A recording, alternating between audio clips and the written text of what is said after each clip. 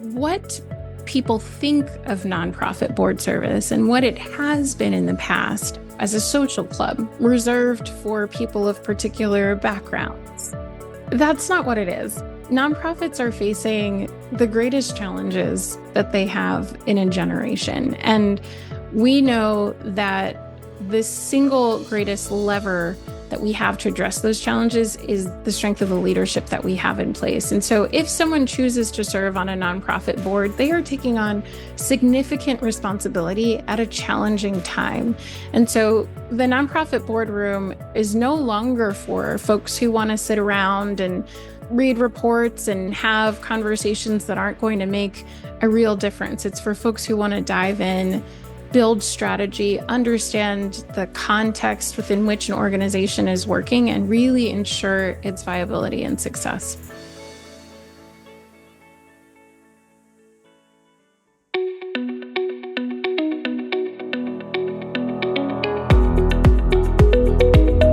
This is Associations Thrive, the podcast celebrating successful associations and their leaders. I'm your host, Joanna Pineda, CEO and Chief Troublemaker at Matrix Group International. Listen in as top association executives tell all, revealing the creative and innovative ways they're increasing membership, generating revenue, nurturing engagement, and reimagining their organizations.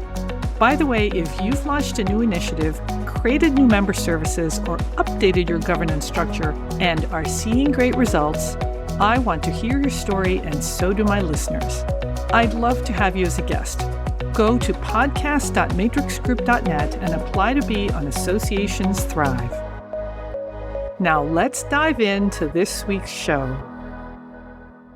Today, I'm speaking with Whitley Richards, CEO of Cause Strategy Partners. Whitley, welcome to the show. Thank you for having me, Joanna. Now, Whitley, this is a special episode because normally I interview association CEOs. You're not an association CEO, and you're not even a nonprofit CEO, but you're a CEO of a company that works with nonprofits. Correct. So tell us about Cause Strategy Partners. Well, first of all, I'm so honored for the invitation and excited for this conversation. Cause Strategy Partners is a nonprofit board placement and governance training provider. We work across the United States, the UK, and Hong Kong. And in our 11-year history, we have placed about 3,300 professionals onto the boards of over 1,500 nonprofit organizations. Okay, so let's unpack this a little bit. So what kind of companies hire you to place their staff into board positions? So we work largely with Fortune 500 companies that have very large employee bases that are based across a number of geographies and who have strong corporate social responsibility initiatives or HR and leadership development initiatives in place, companies that see the value in creating pathways to service for their employees that leverages the fullness of who they are, their backgrounds, their passions, and also their skills, their ability to apply those learnings to their careers. It's really a win-win situation for everybody. Now, Whitley, I'm on the board of a couple of organizations, and for one I applied, and for the other I was recruited. I did not use a service like Cost Strategy Partner. So why pay you, because you're a for-profit, why pay you to do this? So say I'm, Fortune 500 company. It's a really great question. And I'll say that there are some organizations, some companies that have the internal structure that can support board placement for their employees. But what we've found and what we've heard, and the reason why corporations choose to partner with us is because they can't do that work at scale. They can't do it for their employees across the entire employee base, from early career professionals who have been in their roles for 6 months all the way through to the C-suite of the company. We at Cause Strategy Partners take that work off their hands. We also have the expertise, the nonprofit network, the relationships to make very effective and strongly aligned board placements, and very importantly, to train the people that we place for board service. So you won't just place them, you'll train them so that they become effective board members. Yes, our signature program called Board Lead is a board placement and training program. And this is one of the most important pieces that distinguishes Board Lead and cause strategy partners. We are not just interested in putting people in boardrooms, we want them to really make a difference. And we know that they can do that best when they understand what their role is. And so we start and end the process with training, and we provide it all the way through. We also provide ongoing support both to the people who we place on nonprofit boards and to the nonprofits themselves. Whitley, I have listeners who run nonprofits. What does it cost for a nonprofit to partner with you? And do they have to be a certain size? Great question. It costs nonprofits nothing to participate in our board placement programs. We provide those services entirely free of charge. The board placement itself, the additional trainings that we put together, the resources that are designed and developed for our nonprofit network, all of it is entirely free of charge. And we work with organizations of all different sizes. There are some basic entry requirements, but we work with organizations that have budgets of well under $1 million, all the way through up to organizations in the tens of millions through our programs. Wow, that is really exciting. So if I run a small nonprofit with, say, a $2 million budget, I might have somebody of the caliber of a VP at a Lockheed serving on my board because you've helped match them.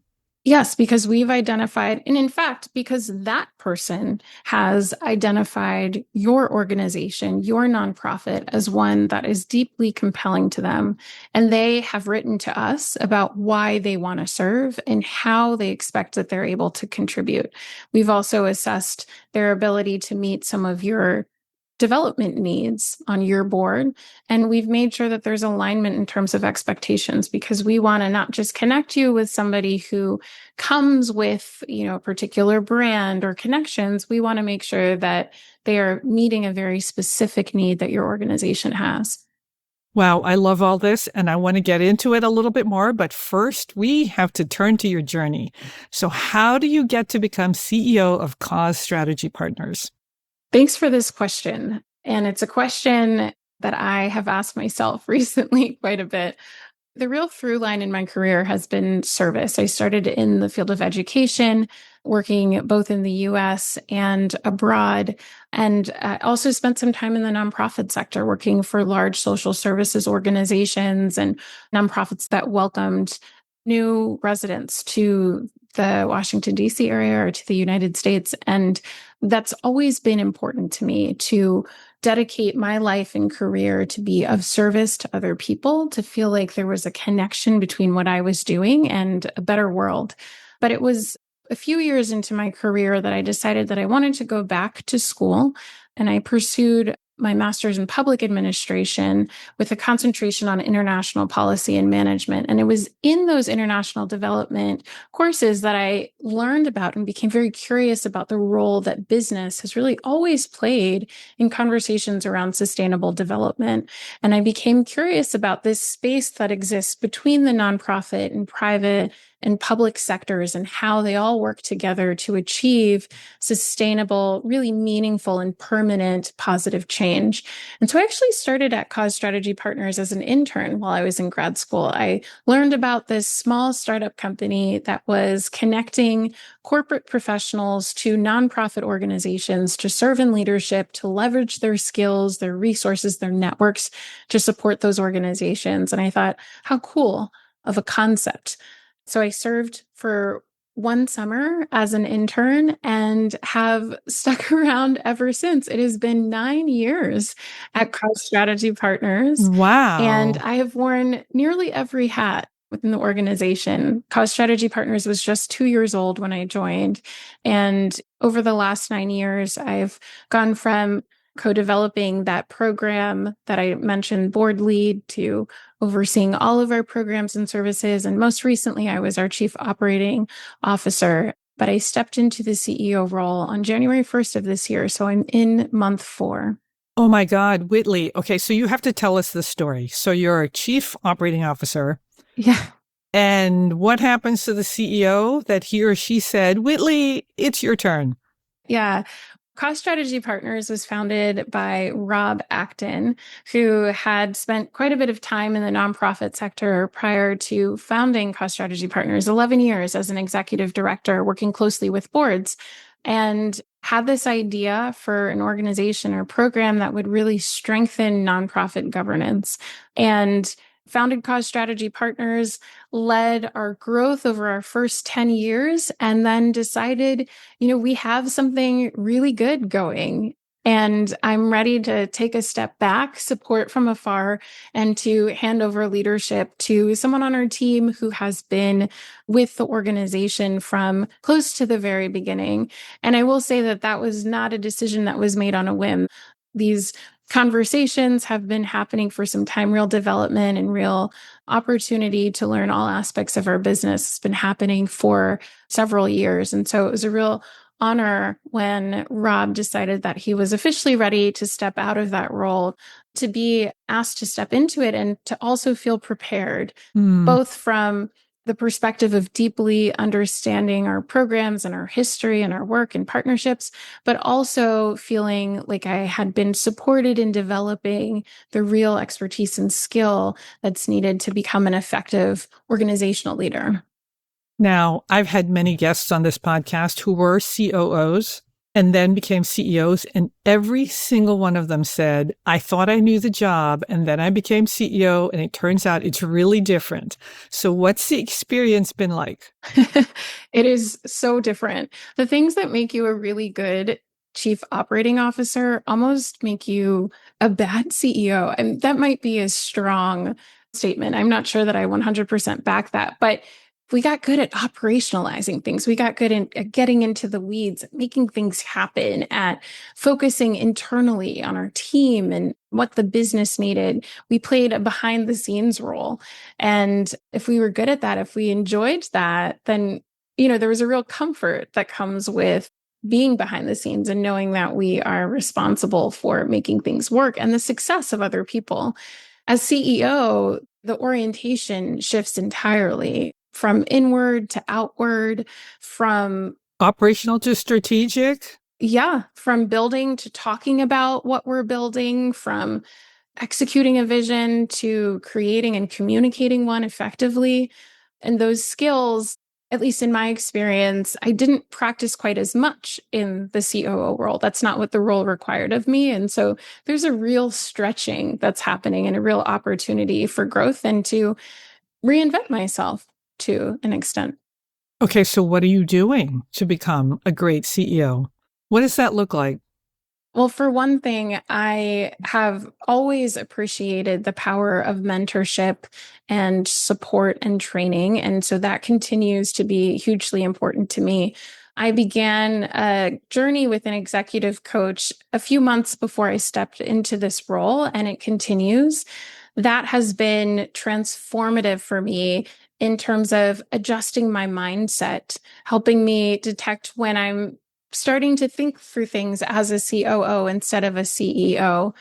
And honestly, it's been 4 months. A lot of what I'm doing is giving myself time to experience being in this role, to understanding the demands of it, to hearing from others about what they need, what the expectations might be, what the opportunity is, so that I can be really thoughtful and intentional when I act.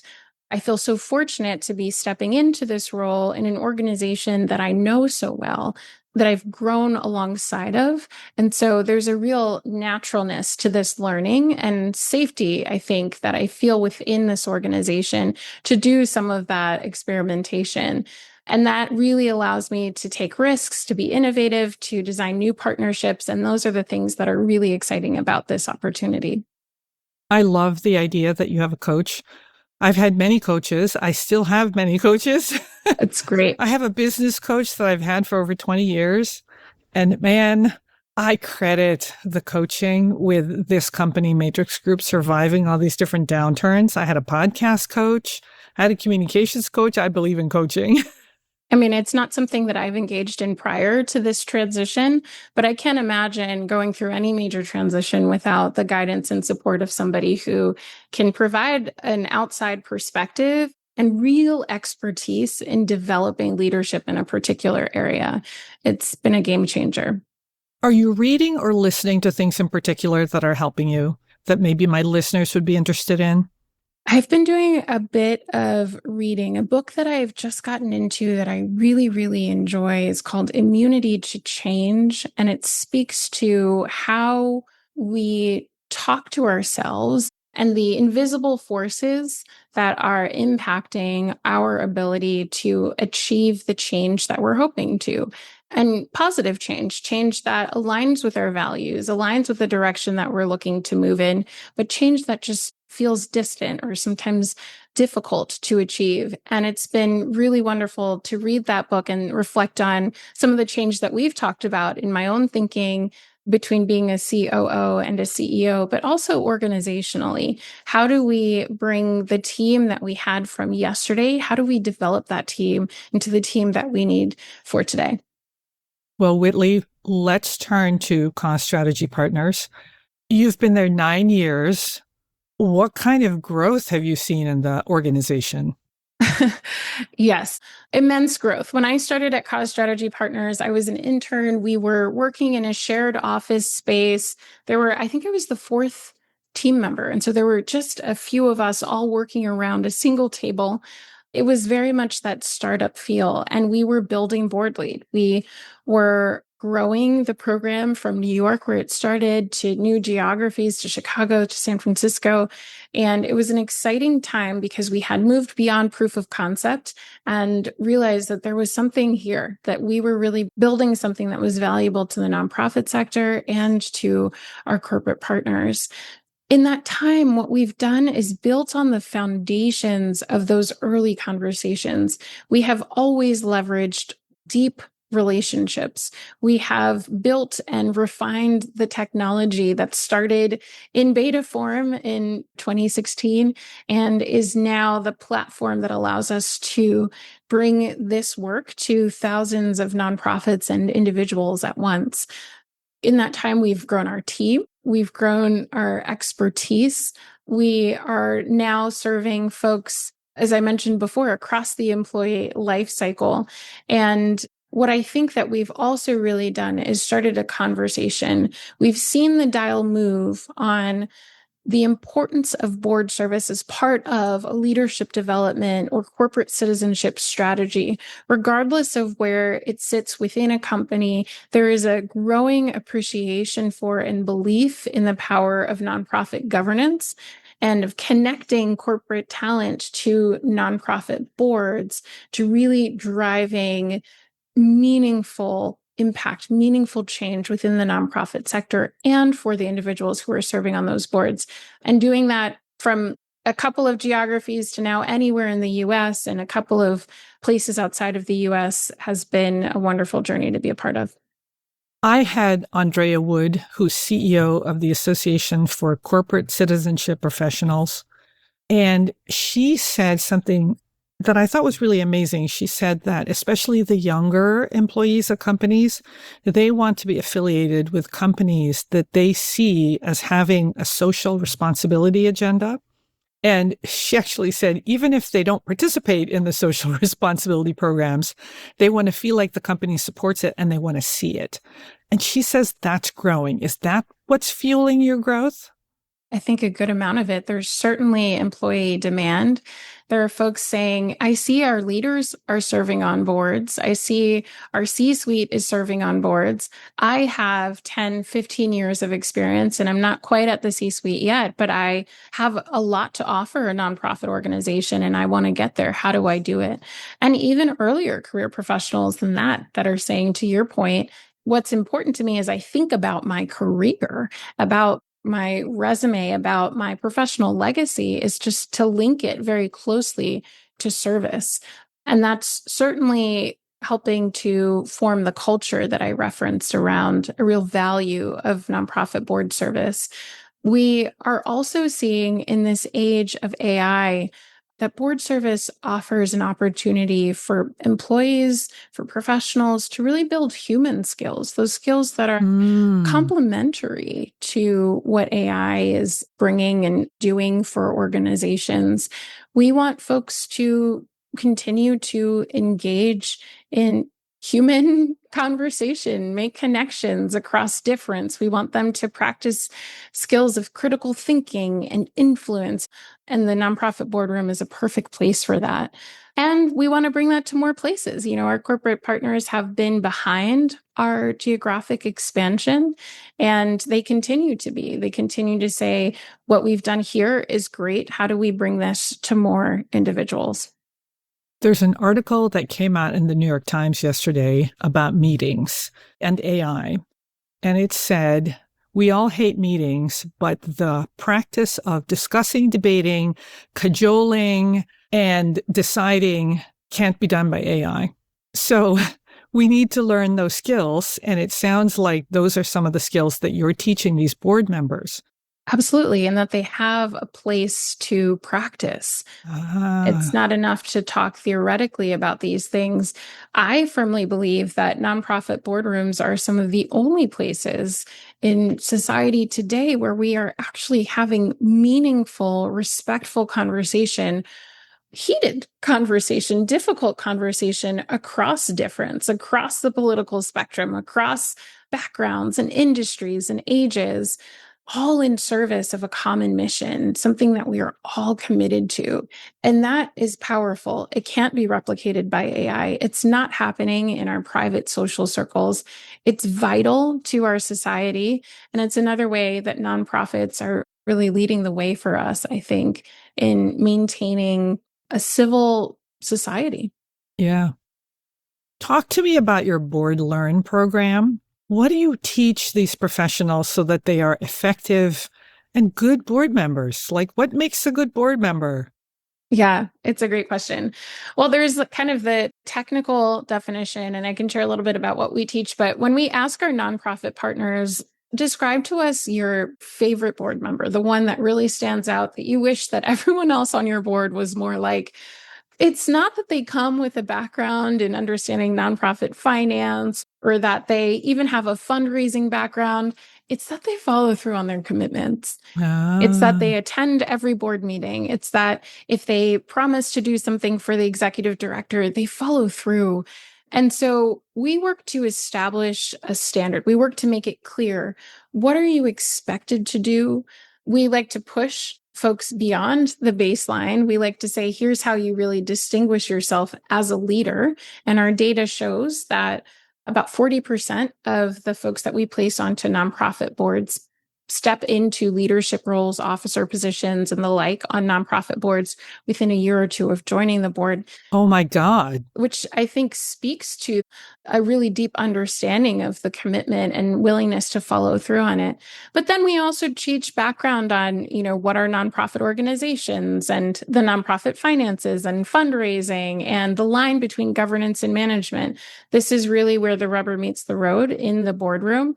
But I think the attitude, the willingness to learn, the willingness to respect the purpose of a board and the commitment is really what makes for a strong board member. Now, we've talked about the companies that hire you, but talk to me about the nonprofits that partner with you. That's important. And do you need more of them? We always do. This is so important to us. The majority of people who work at Cause Strategy Partners have a nonprofit background. We deeply believe in the nonprofit sector, and we want to support the sector in strengthening its leadership. We want to be a part of the solution. And so we invite any nonprofit that could be interested in growing its board to be in touch with us. Again, our services are free. To participate in Board Lead, they would submit an application and our team would review and be in touch with any questions. But we want to make this accessible to as wide a group of organizations as possible because we know that all of them are doing important work in society. And the individuals that we work with have a range of passions and find the ability to connect very directly with all types of organizations. Nonprofits come to us because board development is hard. Boards are busy. Executive directors need 30 hours in a day, and none of us get that. They need support. The resources aren't there to engage constantly in board development, but this is an ongoing need for organizations. And not just that, but we at Cause Strategy Partners think it's important to flip the board development equation on its head. As opposed to nonprofits going out into the world and looking for folks and saying, hey, will you serve on our board? Our program works in the opposite way, where an individual says, hey, this is an organization that's doing really important work. I would love to serve on this board. And here's how I hope to contribute. It sets the relationship up differently. It sets the individual up differently to serve. And ultimately, I think it results in board members who are really going to follow through and meet those expectations. Because at the end of the day, the work that the nonprofits are doing is what we see as most important. Whitley, is there a myth about nonprofit board service that you wish you could bust? Oh, this is a great question. I don't know that it's a myth, but I will say that what people think of nonprofit board service and what it has been in the past as a social club reserved for people of particular backgrounds. The ladies who lunch? Exactly. That's not what it is. Nonprofits are facing the greatest challenges that they have in a generation. And we know that the single greatest lever that we have to address those challenges is the strength of the leadership that we have in place. And so if someone chooses to serve on a nonprofit board, they are taking on significant responsibility at a challenging time.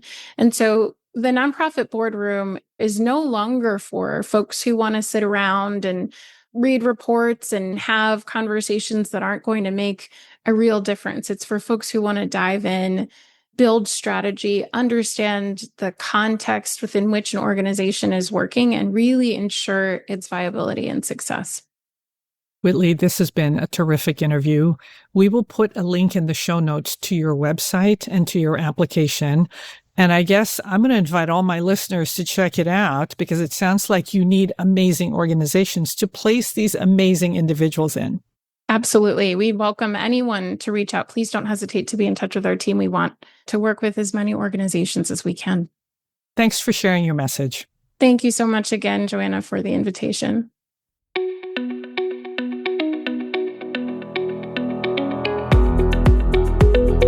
Thanks for listening to Associations Thrive. We're so glad to have you here.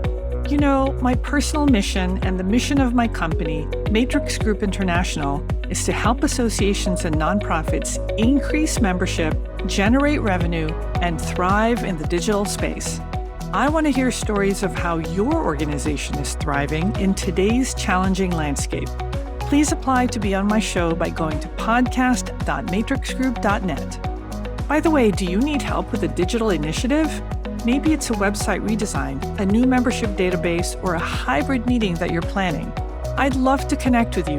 Please visit the Matrix Group website at matrixgroup.net. Thanks again for listening to this week's episode of Associations Thrive. Don't forget to subscribe to the show, leave a 5-star rating, post a comment, and share it with your colleagues and friends.